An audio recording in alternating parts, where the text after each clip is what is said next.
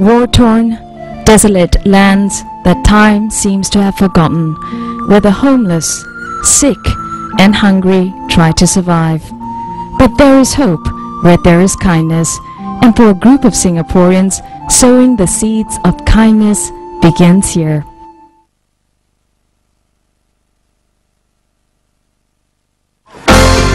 Kampong Tom, Cambodia, 100 kilometers from Phnom Penh.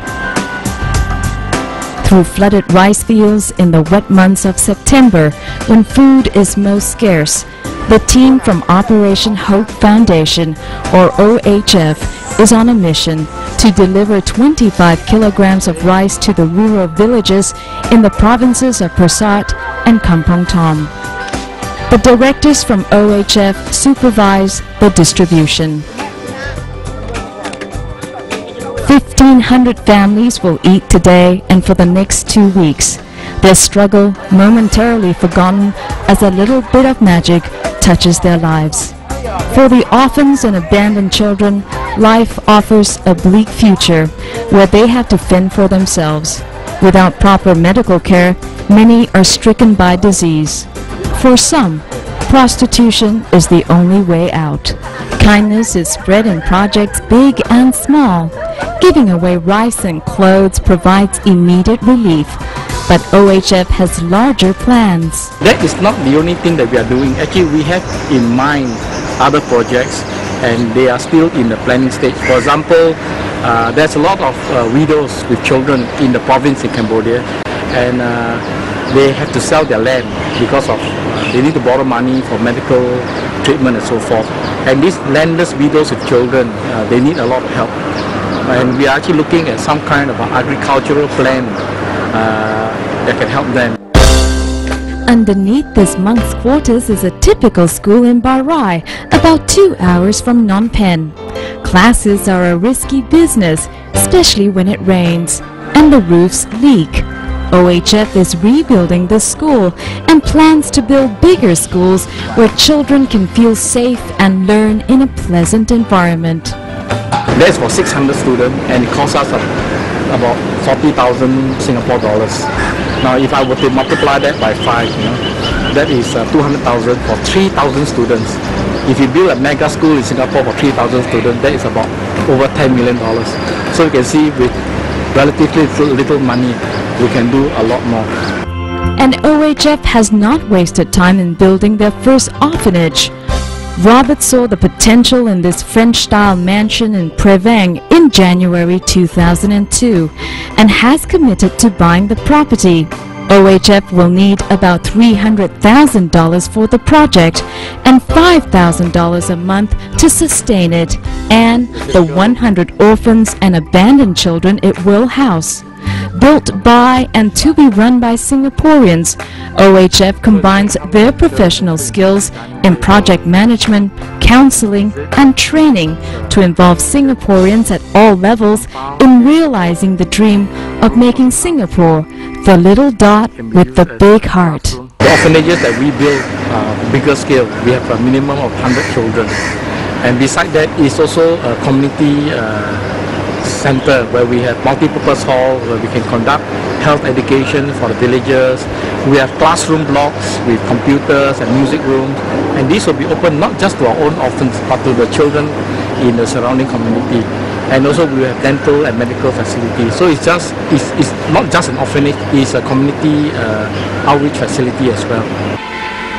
Amidst the breathtaking beauty of the Himalayas lies abject poverty, where nearly half of the children under 5 suffer from malnutrition and women cannot find work. Nepal has one of the highest female illiteracy rates in the world, with only 20% of women being literate. And while empowerment programs have been initiated by NGOs, the road to equal status for women is still bumpy. The journey to Kathmandu is touched with a sense of foreboding as OHF sets to sow the seeds of kindness here. When Singaporean Josephine arrived 5 years ago, she was moved by the plight of unwed mothers who have little means to look after their children. Now, well versed in the language, she has reached out to help the needy with a creative solution that keeps a group of women busy and working.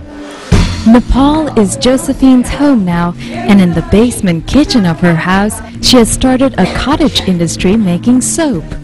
OHF manages the project with her, making sure it provides not only food for the women, but sustained employment so that they are able to look after their families. The soap making idea was Josephine's, with Robert providing some technical support. Today, 20 women are self-sufficient and their children taken care of. While Josephine has made a difference in the lives and future of these women, she's not as kind on herself, seeing money only as a means to help others. When I first saw her, she was really very sacrificial because she was using a living room, a kitchen, as the factory to make soap. And I think what strikes me was a very simple lifestyle, someone with no makeup and very little concern about the material things of this world. For example, I saw her toasting bread using a chopstick and a piece of bread over a gas stove. I mean, toasters are not that expensive, and yet she felt that it was a luxury to use a toaster. And I also complained because I was feeling very cold, but she refused to switch on the heater to save electricity. So, I mean, she is someone that lives so thriftily, not for herself, so that the money can be used to help others. Another project that's breaking the poverty cycle in Cambodia is a well drilling program OHF has initiated. An investment in a well drilling rig and truck means safe drinking water can become a reality.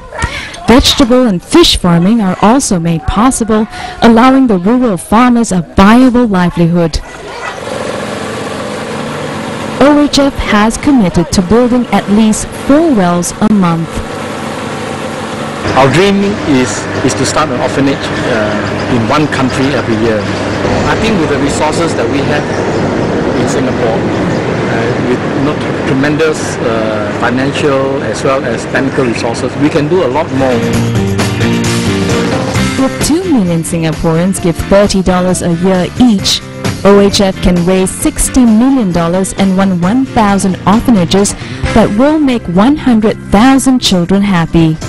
With just $750, OHF was able to help these recently orphaned sisters. A monthly $20 keeps them alive, in school, and safe from inevitable prostitution. Help is badly needed, and it's cheaper than we think.